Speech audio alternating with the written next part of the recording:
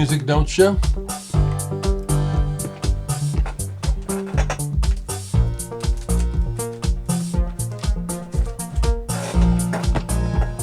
Future still.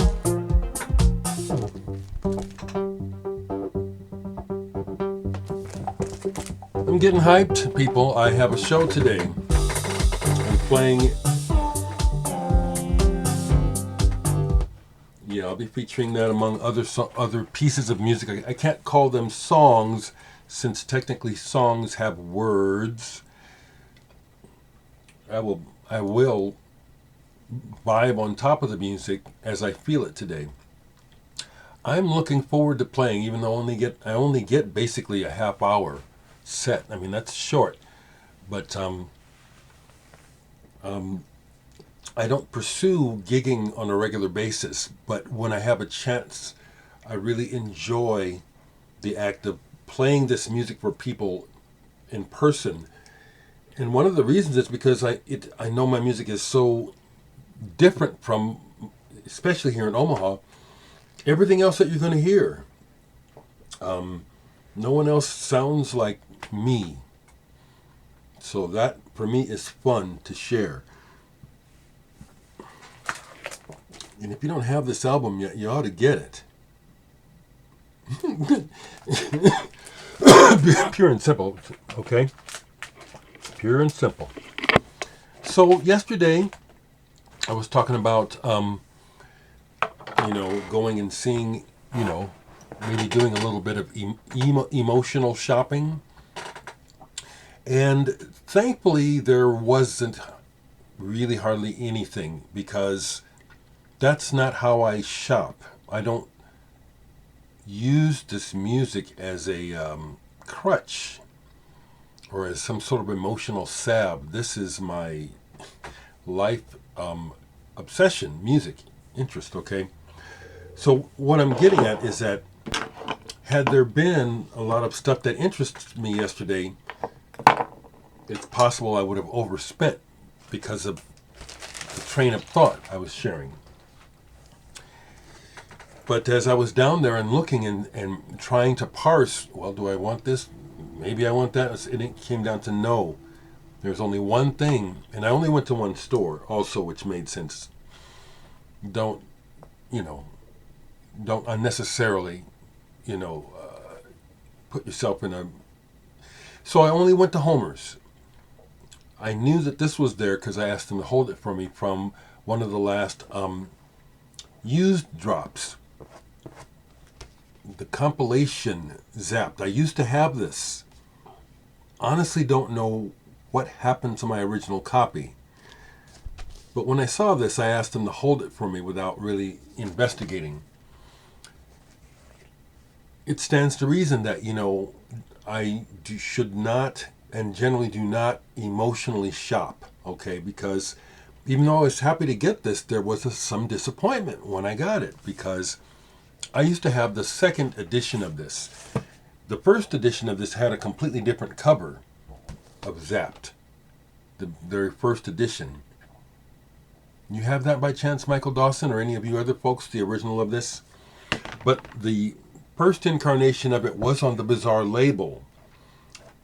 This is a 1975 reissue on Warner Brothers. It's not that big of a deal, but at the same time, it was like when I saw it, I was making the assumption, because again, I hadn't looked it up and really didn't realize it had been reissued a few times. But even besides that, I'm glad I got it, because I remember this. This is a really good program. This is a really listenable selection.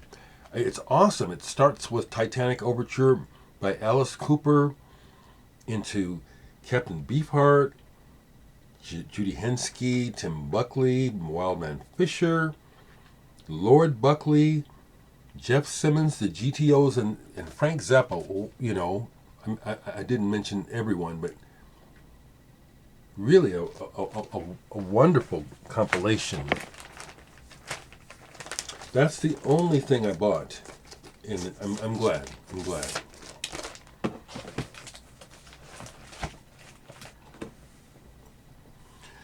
So just really kind of saying hello. That's mainly what's on my mind. I completed my track list for today. I thought I had it down a couple days ago. It kept changing. It could change again this morning, and I've decided no, I only have so much time. Let me just play what I've chosen. I can't play everything I want to play.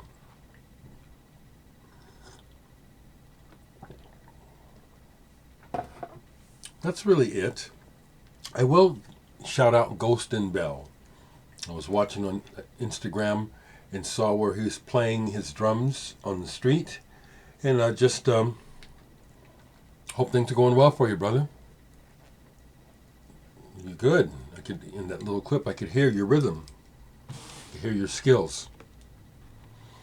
People, take care of yourselves in these are strange times. There's always strange, but the current strangeness, with I'll just say it. I've been, I'm in touch with reality and the obviousness of what's going on with the planet, so I'm not in denial. Every year, if you go back, you'll find a video or two or comments on other social media where I'll be saying, well, you thought this was bad. Wait till next year. It's just ramping up because fossil fuel companies were so focused on their bottom line, which is we're going to make the money while we can. We're going to ignore this information that's being disseminated about the effects of our dependency on fossil fuels. And we are already experiencing the effects sooner than... So I remember back in the day when Al Gore was really trying to get people to pay attention. And the focus was always pushing the date back. Well, we have till this, we have till 20 this and 20, not thinking about the growing calamity of the shape of the planet. We're living in it now. So, of course, there will be people who say, well, that's not what it is, it's this, and it's always like this, and you're making a mountain out of a molehill, and I know I'm not. I know I am not. And the only reason why I keep saying it is because I think if we had any truly caring leaders or super rich people who gave a damn about anybody else, we would see a shift in the narrative where big corporations and leaders are saying, okay, we're at a point now of no return, and we really ought to go ahead and start doing what we should have done a long time ago for the sake of our offspring.